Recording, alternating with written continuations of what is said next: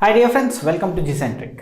Journey को आगे बढ़ाते जा रहे हैं, कॉन्सेप्ट को समझते जा रहे हैं और आई होप आप लोग एंजॉय जरूर कर रहे होंगे। ठीक है, सो माय डियर फ्रेंड्स, आज हम बात करेंगे स्टैटिस्टिक्स ऑफ एरर के बारे में। ठीक है, अब नेक्स्ट क्वेश्चन आपके दिमाग में ये आना चाहिए कि व्हाट इज दिस स्टैटिस्टिक्स। और मैथमेटिक्स यदि आपने अच्छे से पढ़ा है तो आप तो फिर तो जानते हैं कि स्टैटिस्टिक्स क्या होता है ना। जब प्रोबेबिलिटी पढ़ते हैं तो उसमें एक चैप्टर में अंदर पढ़ते हैं ना, स्टैटिस्टिकल एनालिसिस ऑफ डेटा, जिसमें आप मीन पढ़ते हैं, मीडियन पढ़ते हैं, मोड पढ़ते हैं, फ्रिक्वेंसीज पढ़ते हैं। There are so many methods, बहुत सारी चीज़ें हैं जो आप पढ़ते हैं वहाँ पे। ठीक है, नाउ एरर में स्टैटिस्टिक्स कहाँ से घुस के आ गया? एक कहानी बनाते हैं इसमें और फिर उस कहानी के हिसाब से हम इसको एग्जीक्यूट करते हैं। ठीक है प्यारे बच्चे, एक लैब में आप एमीटर से, एक लेबोरेटरी में आप एक एमीटर से एक पर्टिकुलर रेजिस्टेंस के अक्रॉस या उसके अंदर करंट मेजर करना चाहते हैं। तो करंट मेजर करने के लिए आपको कौन सा इंस्ट्रूमेंट लगेगा? पहले ही बोल दिया, एमीटर लगने वाला है। एमीटर का इनपुट रेजिस्टेंस क्या होना चाहिए? आइडियल 0 होना चाहिए, पता है ना। चलो एमीटर यूज कर रहे हैं एक रेजिस्टेंस में करंट मेजर करने के लिए। अब जैसा कि मैन्युफैक्चरर बोला है, there will be always guarantee accuracy error. Perfectly कोई सा भी मीटर किसी भी मेजरमेंट को विदाउट एरर एग्जीक्यूट नहीं कर सकता। यस और नो? बराबर है। अरे एक एमीटर है, एक एमीटर आपने इन्वॉल्व कर दिया एक सर्किट में, तो वो उसका इम्पैक्ट भी तो डालेगा। समझो, मैं आप सब कॉन्सेप्ट को समझने में टाइम लो ताकि चीज़ें मक्खन की तरह स्ट्रॉन्ग हो जाए। कोई कल को क्वेश्चन पूछ ले, वाइवा में पूछते हैं ना वाइवा, तो डंके की चोट पे आंसर करो। पीएसयूज में पूछ ले, जॉब इंटरव्यूज में पूछते हैं, तो डंके की तरह काम करो। क्यों पॉसिबल नहीं है मेजरमेंट विदाउट एरर? मैं आपको समझाता हूँ, ध्यान से सुनिए इस बात को। चलो देखो, ये एक मीटर है, मैं आपसे पूछूं इसमें करंट क्या होगा, तो आप लोग सोचोगे कि why I am asking this question. I am asking because I need it.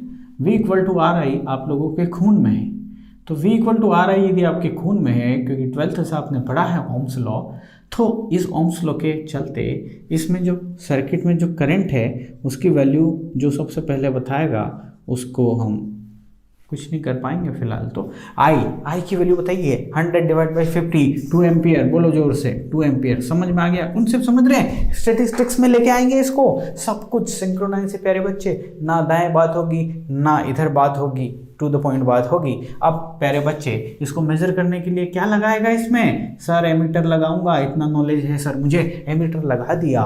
अब एमीटर जब लगाया तो वो एक मीटर है, क्या उसका इंटरनल रेजिस्टेंस नहीं होता है? आइडियली 0 होता है, बट प्रैक्टिकली उसका इंटरनल रेजिस्टेंस होता है ना, बहुत ही कम होता है बट होता है। तो ये मीटर आपने लगाया तो साथ में ये मीटर, इसका रेजिस्टेंस भी आएगा ना भाई। इंटरनल रेजिस्टेंस जो है वो भी सर्किट में इन्वॉल्व हुआ ना, तो इसका इंटरनल रेजिस्टेंस है 50 ओम। सपोज ये 50 ओम। अब आप मुझे बताओ इस सर्किट में करंट कितना है?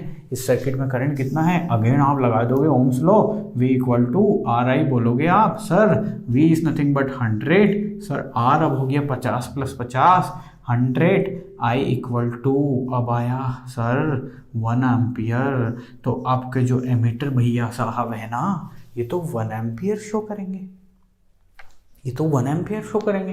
बट आपका करंट जो था, एक्चुअल जो था, वो तो 2 एम्पियर था। तो ये तो एरर जनरेट कर रहे हैं। कोई सा भी मीटर हो वो कभी भी ट्रू वैल्यू नहीं दे सकता। There will be always error, always. क्योंकि ये मीटर की वजह से। आप कोई सा भी मेजरिंग इंस्ट्रूमेंट बना दो, वो जब भी मेजरमेंट पर्पस के लिए यूज होगा तो वो जिस भी सिस्टम को, जैसे कि एमीटर को करंट मेजर करने के लिए बनाया गया है, 2 एम्पियर को मेजर करने के लिए जैसे ही एमीटर को इंट्रोड्यूस किया, वो मेजरिंग क्वांटिटी को डिस्टर्ब कर देगा, जैसे कि यहाँ कर दिया है 2 एम्पियर को 1 एम्पियर बना दिया है। तो ये मीटर के कारण है, मीटर के इंटरनल रेजिस्टेंस के कारण है। तो ये मीटर की वजह से जो एरर आई ना, इसे लोडिंग एरर बोलते हैं। क्या बोलते हैं?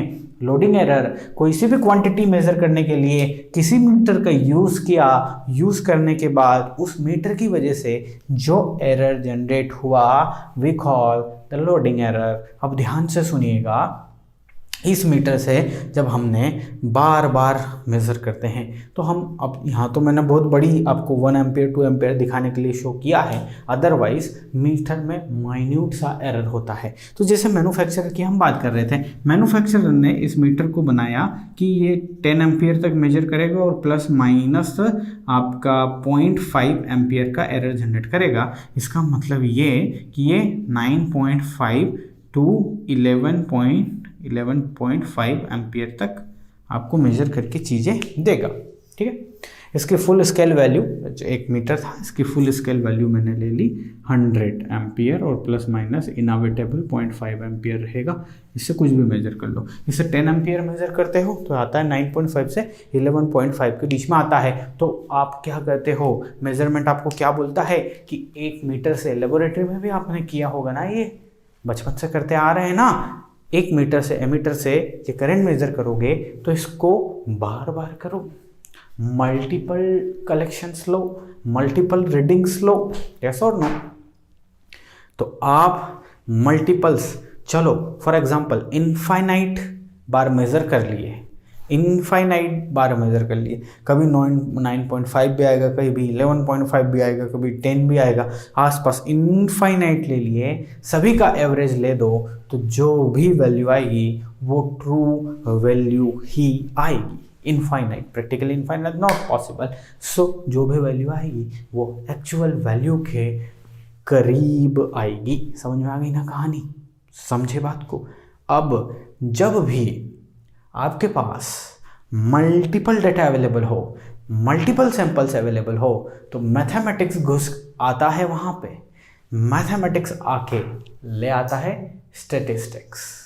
यही पढ़े थे स्टैटिस्टिक्स में, मल्टीपल डेटा थे। अरे वो क्लास वाले क्वेश्चंस उसमें पढ़ते थे कि इस बच्चे को इतने नंबर आ रहे, 10 लोगों को इस रेंज में नंबर आए, 20 लोगों को इस रेंज में आए, ओवरऑल मीन क्या, मोड क्या, यस सारी चीज़ें पढ़ते थे। तो जब भी आपके पास मल्टीपल सैंपल्स हो, मल्टीपल रीडिंग्स हो, तो वहाँ पे स्टैटिस्टिक्स आ जाता है। चूंकि एरर को कम करने के लिए मल्टीपल रीडिंग्स का सहारा लेते हैं, इसलिए एरर में भी घुस गया कौन?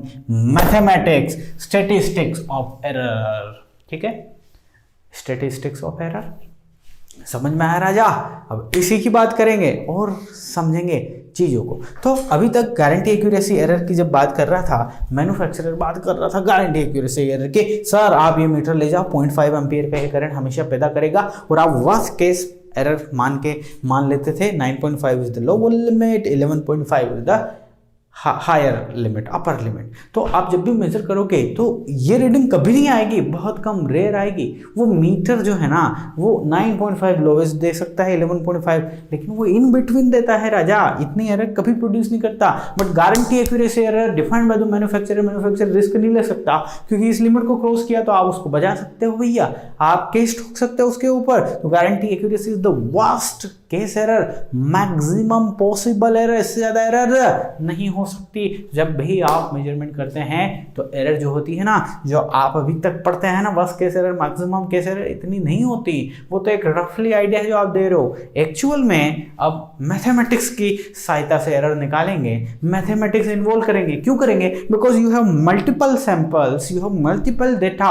तो स्टैटिस्टिक्स आ गया, और स्टैटिस्टिक्स में कुछ चीज़ें हैं एग्जीक्यूशन की, उसके बारे में चर्चा करेंगे। स्टैंडर्ड डेविएशन के बारे में चर्चा करेंगे, समझेंगे स्टैंडर्ड डेविएशन एरर का एक तरीका कैसे होता है। तो चलिए स्टैटिस्टिक्स बात करते हैं। तो स्टैटिस्टिक्स में चीज़ें समझने के लिए सपोज एक एग्जांपल मैं आपको देता हूँ, एक एग्जांपल देता हूँ। आपके पास एक टेम्परेचर है राजा, आपके पास एक टेम्परेचर है 100 डिग्री, मतलब 100 डिग्री सेंटीग्रेड पे एक आपने ऑयल रखा हुआ है, ऑयल रखा हुआ है, ठीक है।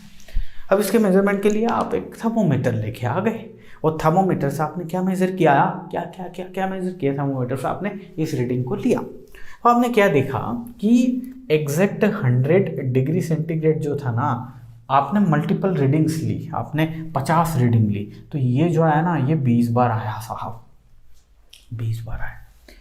आपका 99.9 जो है ना वो 11 बार आया। आपका 100.1 डिग्री सेंटीग्रेड जो है ना वो 12 बार आ गया, 1.1 डिग्री सेंटीग्रेड ये 12 बार आ गया।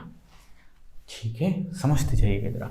आपने देखा कि 99.8 डिग्री सेंटीग्रेड भी आ रहा है राजा। ठीक है, कितनी बार आ गया, लेट्स टेक इट, 5 बार आ गया। ठीक, तो आपने इधर भी आया कि ये रीडिंग भी आई है आपकी, 50 रीडिंग आपने ली है टोटल। 100 डिग्री सेंटीग्रेड में 102 भी आया आपका, कितनी बार, ये भी 5 बार आया। ठीक ठीक है, आप और आगे बढ़ते हैं तो आपने 100.3 डिग्री सेंटीग्रेड लिया और इधर 99.7 डिग्री सेंटीग्रेड लिया। ठीक है, टोटल 60 रीडिंग्स अपन कर देते हैं, टोटल 60 कर देते हैं। सो 20, 11 और 11 22, आपका 23 बन गया, और 20 43 बन गया, और 53 बन गया, है ना। तो बचा 7, तो आप इसको यहाँ पे 6 कर दो, ये 3 कर दो, ये 3 कर दो। ठीक है, इतनी रीडिंग, मतलब जो एक्चुअल वैल्यू थी उसके करीब सबसे ज़्यादा वैल्यूज आएंगी। और स्टैटिस्टिक बोलता है मीन वाला, जो सबसे ज़्यादा आया उसको मीन मान लेंगे और उसी से एग्जीक्यूट करेंगे चीज़ों को। जो सबसे ज़्यादा आया वही ना तो ट्रू वैल्यू है ना। तो 60 रीडिंग्स ली आपने इस टाइप से, तो इस टाइप को इसको ये जो अलग अलग स्केटर्ड वैल्यूज़ हैं अलग अलग, इनकी रीडिंग्स को आप प्लॉट कर सकते हैं, है ना। फ्रिक्वेंसी डिस्ट्रीब्यूशन कर्व उसके नाम दे सकते हैं आप, फ्रिक्वेंसी डिस्ट्रीब्यूशन उसको कर्व नाम दे सकते हो। ठीक है, मैं आपको सिर्फ शो कर रहा हूँ। इधर आप ले रहे हो नंबर ऑफ, नहीं इधर आपको टेम्परेचर ले रहे हो इन डिग्री सेंटीग्रेड, और इधर ले रहे हो आप नंबर ऑफ रीडिंग्स।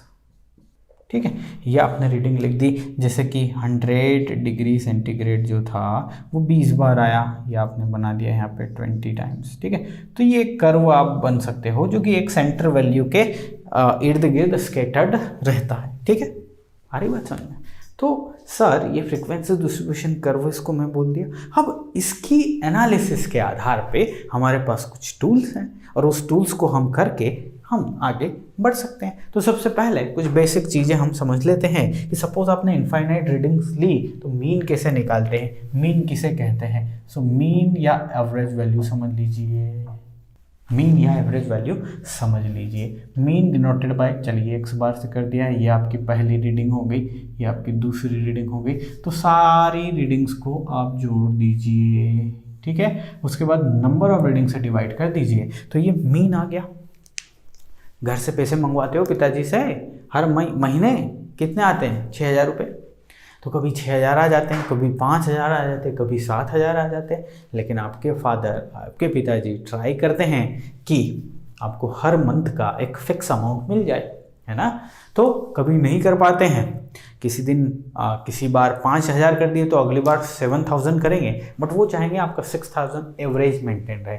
एवरेज मतलब जितना भी ओवर द टाइम है उससे डिवाइड कर दो टोटल मनी को, तो हर मंथ का आपका जो आपकी पॉकेट में आ रहा है उसकी बात हो गई। तो मीन समझ में आ गया आपको। ठीक है, अब मीन यदि आपको समझ में आ गया तो आपको डेविएशन समझना बहुत जरूरी है। डेविएशन समझना, डेविएशन मतलब क्या, डेविएशन मतलब आपकी जो ऑब्जर्व है, आपकी जो रीडिंग है उसका मीन वैल्यू से जो डिफरेंस है वो डेविएशन है। ठीक है, आपने कुछ भी मेजर किया हो, सपोज x1 है तो इसका x बार से जो डिफरेंस है वो इसका डेविएशन है। ठीक है, इसको आप बोल सकते हो d1।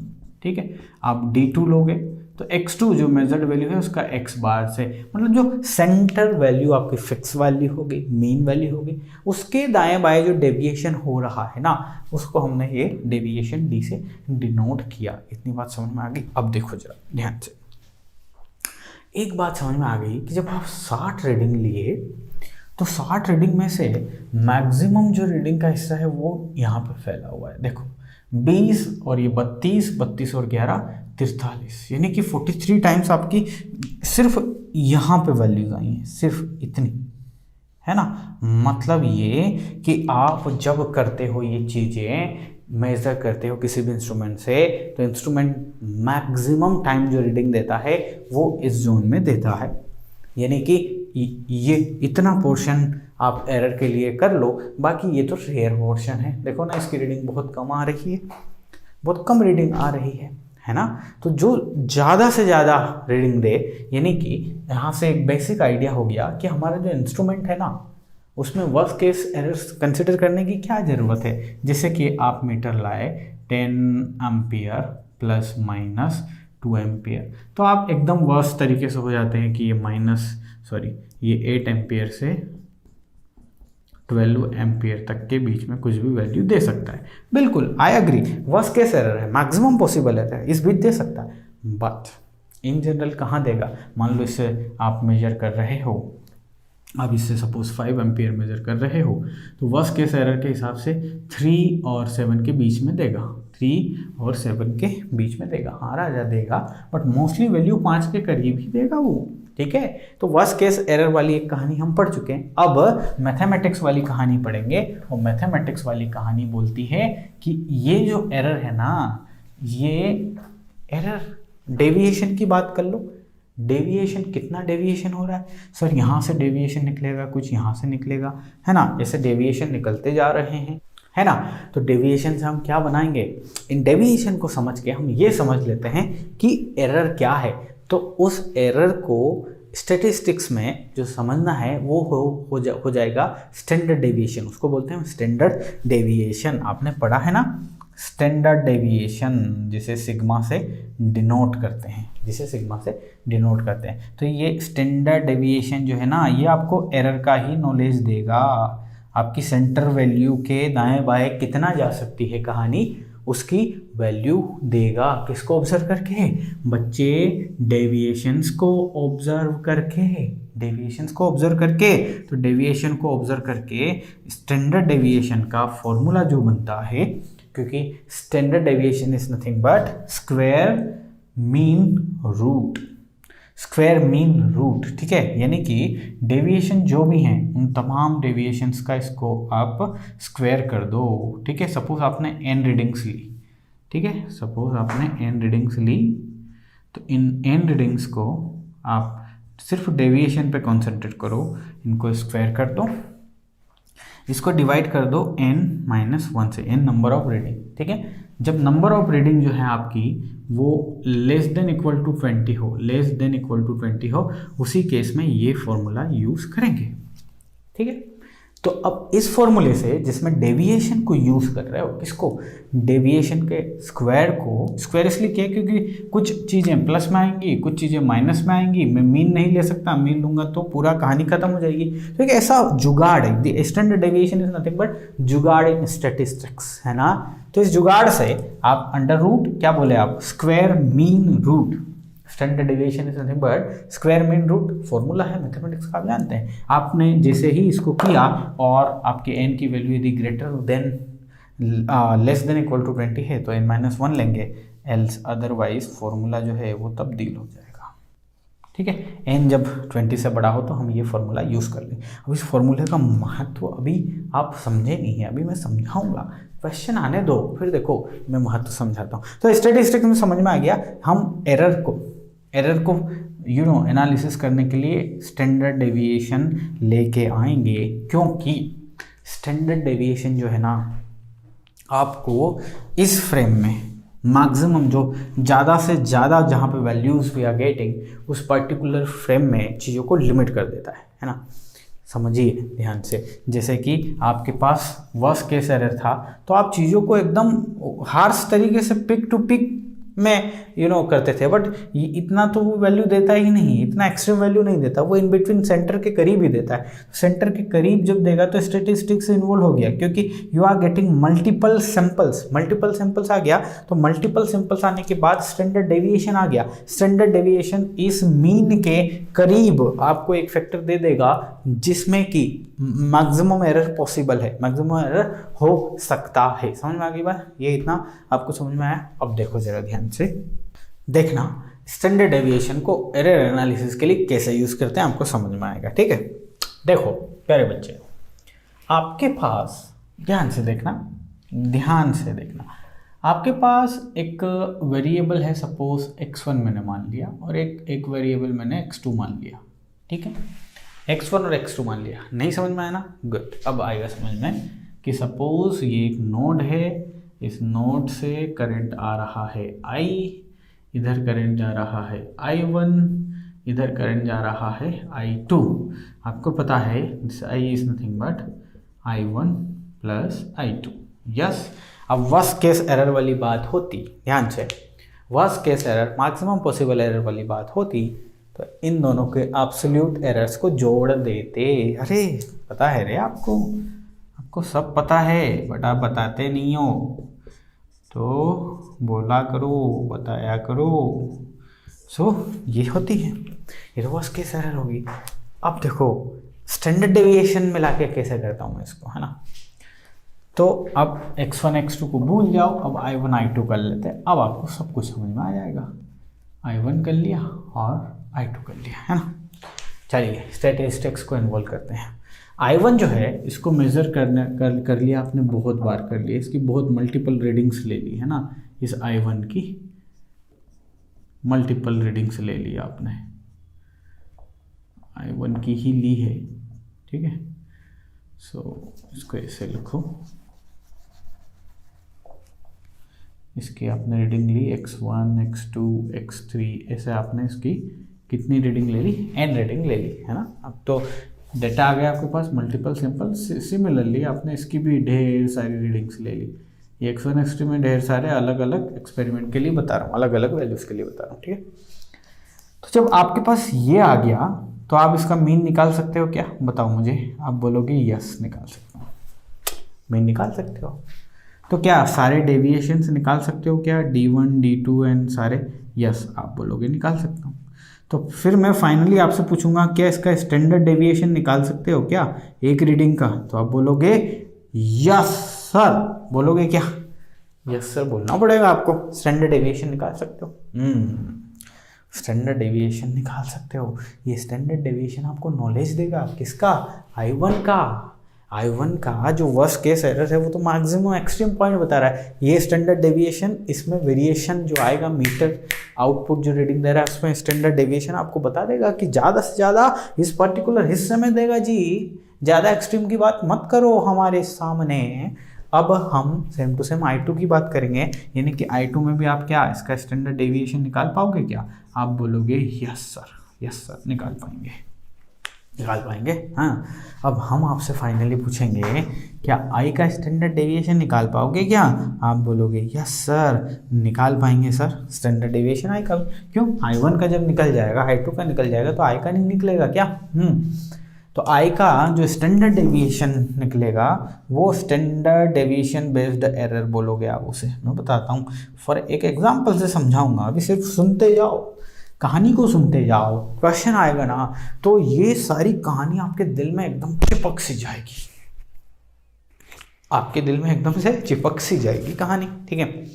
तो ये स्टैंडर्ड डेविएशन समझ में आ रहा है ना। अब इसका मैं फॉर्मूला आपके सामने लिख रहा हूँ। Where is my duster? Here it is. देखो ध्यान से देखो।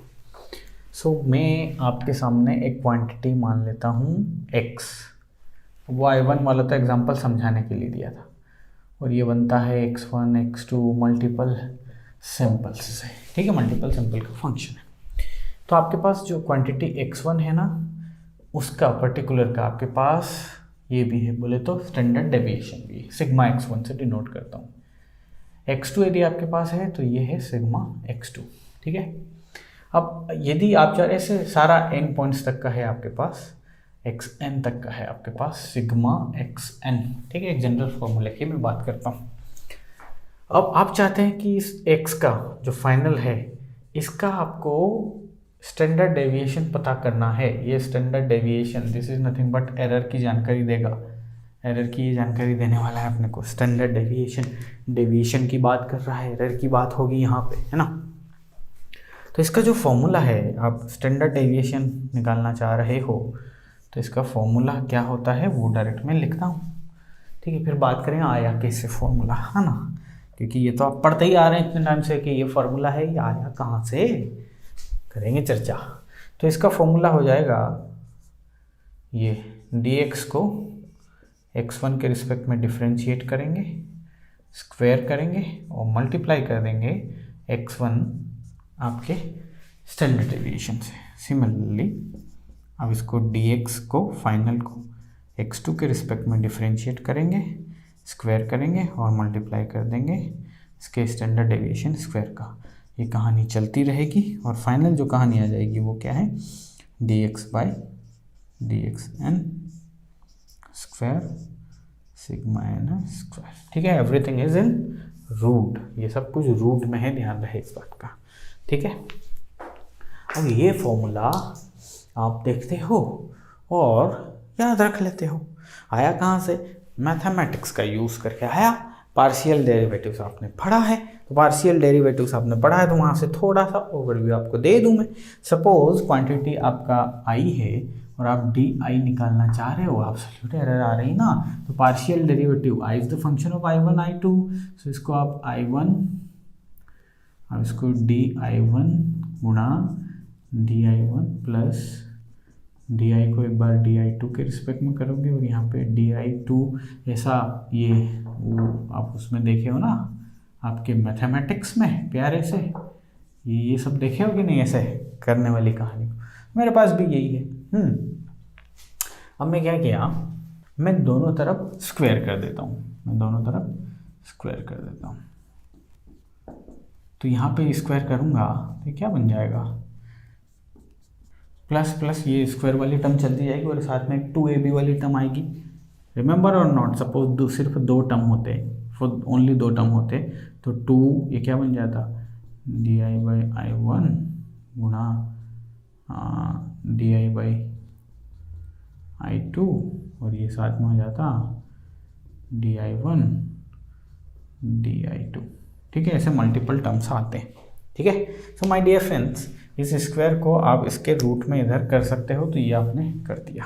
ठीक है, अब ये वाली जो टर्म है ना, इसे आप कर दोगे, भगा दोगे। क्यों भगा दोगे, क्योंकि आपके पास मल्टीपल है, जैसे i1 हो गया, i2 हो गया, i3 हो गया, ऐसे अप टू in है। तो ये वाला जो टर्म है ना, ये कभी पॉजिटिव आएगा, कभी नेगेटिव आएगा, कभी पॉजिटिव। क्यों आएगा, क्योंकि ये डिफरेंस इन्वॉल्व है, सीधा डिफरेंस इन्वॉल्व है। di1 और di2 एक बढ़ रहा है तो हो सकता है एक घट रहा है, एन क्वांटिटी से कोई बढ़ रहा है कोई घट रहा है, तो कोई बढ़ रहा है कोई घट रहा है, तो कभी प्लस कभी माइनस, तो ओवर द एंड टर्म इसको हम नियर टू जीरो मान सकते हैं। यानी कि आपके पास बचेगा क्या, सिर्फ और सिर्फ इतना, सिर्फ और सिर्फ इतना। ठीक है, नॉलेज पॉइंट ऑफ व्यू से बता रहा हूं मैं आपको, अदरवाइज फॉर्मूला तो आपने याद रख ही लिया है। ठीक है, अब जरा ध्यान से देखो, दिस इज नथिंग बट, ये डिफरेंस वाली बात हो रही है। ये क्या, ये डिफरेंस वाली बात हो रही है। आपके पास n टर्म्स हैं, n टर्म्स है, ये जो आई है डिपेंडेंट है, di स्क्वायर ये स्क्वायर। और आपने जो स्टैंडर्ड डेविएशन पढ़ा वो क्या पढ़ा, वो कुछ ऐसा ही तो पढ़ा है, डेविएशन का स्क्वायर डिवाइड बाय दिस। ठीक है, डेविएशन तो यहाँ पे तो आपका यही है, ये देखो डेविएशन है, डेविएशन है di डिफरेंस डेविएशन, तो उसका स्क्वायर है, उसका अंडर रूट भी हो गया आपका, सॉरी इसको यदि हटा के यहाँ ऐसा करूँ तो ये डेविएशन के बराबर है, तो आपका डेविएशन है यहाँ पे। तो इसको हम अप्रोक्सीमेट कर सकते हैं ना स्टैंडर्ड डेविएशन के, सो ये एक्स स्क्वायर हो गया, ये आपका यहाँ पे हो गया आपका x2 स्क्वायर और ये हो गया आपका सिग्मा x। यहाँ से ये मैथमेटिक्स से फॉर्मूला आया, कोई रॉकेट साइंस इसमें नहीं है। ठीक है, बस अब फॉर्मूला यदि याद हो गया ना, तो अगले लेक्चर में आपके कॉन्सेप्ट क्लियर कर दूंगा मैं कि स्टैंडर्ड डेविएशन आखिर करता क्या है, ये एरर मैं क्यों बोल रहा हूँ, इसको अगले लेक्चर में समझ में आएगा राजा। मिलते हैं अगले लेक्चर में।